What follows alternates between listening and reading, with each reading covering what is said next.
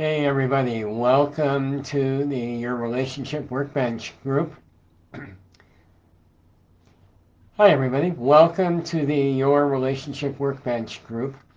And I had originally intended to have this conversation on Monday night, and the technical gods were not with me. So I'll be back to my normal time Monday at 6 p.m. Mountain Time. Every Monday, in case you're stumbling in here as a newbie, every Monday at 6 p.m. Mountain, I do a 5-10 minute video live about relationship topics. And in the case of tonight, life topics that impact relationship. And so what I wanted to share tonight, obviously, the entire country and the world, really, has been in high change and upset and distress. And I think all of it is a good thing, though I wish it were happening without all of the centuries of violence and brutality that have preceded it and that happened 2 weeks ago, Monday. So I was thinking that an older version of me would have steered clear of really overtly addressing this here in my professional side of Facebook, and I realized that's total bullshit. And that if I'm going to be, as I do in my work with couples and individuals, I'm always stressing authenticity, and I would be completely inauthentic if I just never addressed what's going on right now. And it occurred to me that a good way to do that would be through a relationship lens.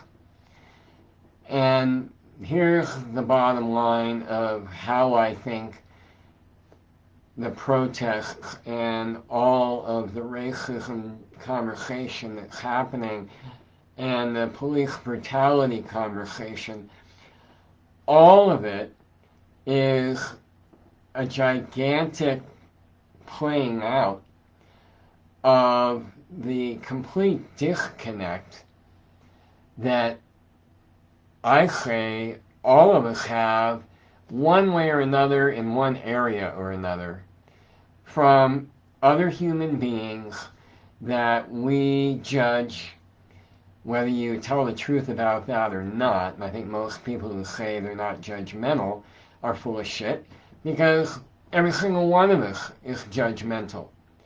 It's just a matter of whether we're going to be straight about it or are we going to pretend that we're, holier than that.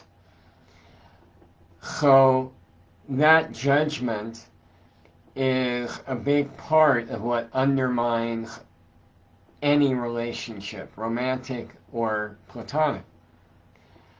Judgments. Things that aren't addressed, elephants in the middle of the room. That's all the stuff that gets covered up, and it begins to rot, and it begins to literally decay relationships that we have. It makes it very difficult to develop new, additional relationships, because now a lot of our energy is trying to keep all that stuff under the rug. And then we have to put on more personas, more faces to appeal to whatever demographic we're trying to appeal to. And what I think is fortunate about all of the developments of the last couple of weeks is now we're getting to the truth. We're getting to the truth of how we have become a country, like every divorced couple becomes, that got divided, stopped listening to each other, and, not a novel concept, but an important one, and stopped listening to understand, empathize, and relate, instead of listening to be able to get a good argument ready to win the overall conversation, whether that's with a good friend or your partner. We've been doing that with non-white races in this country for as long as we've been a country.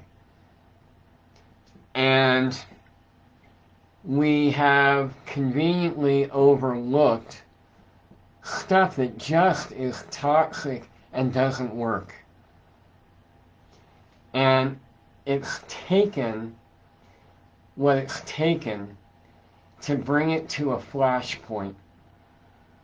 And I really, really hope that this is the beginning of sustained change. I'd love nothing more than to be able to die one day knowing that this shit got handled and healed, and that we all learn to listen to each other as a reflection of the divine. No matter what color you are, no matter what gender you are, no matter who you love, how you like to have sex, what your political opinions are, we're all people. And what I want to encourage everybody to do is, as you're doing whatever you're going to choose to do to get to your own uncomfortable truth about where you've been in denial, or you've been a non-racist versus an anti-racist, where have you been looking the other way and not wanting to make waves, or where have you been resigned that you could possibly make a difference and that something could really change?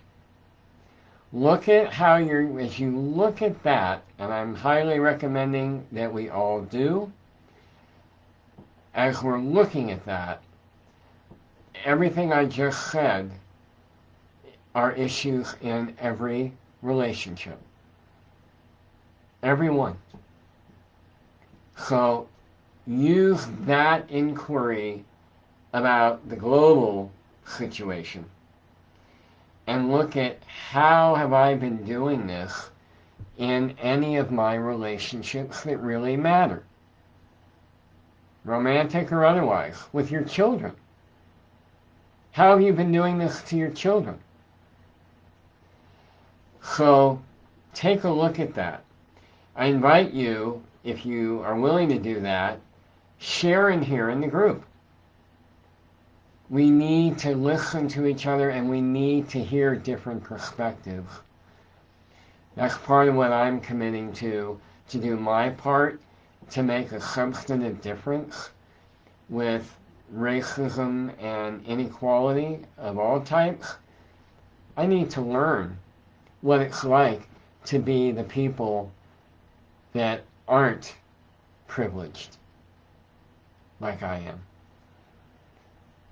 So, talk with me, interact with me in here.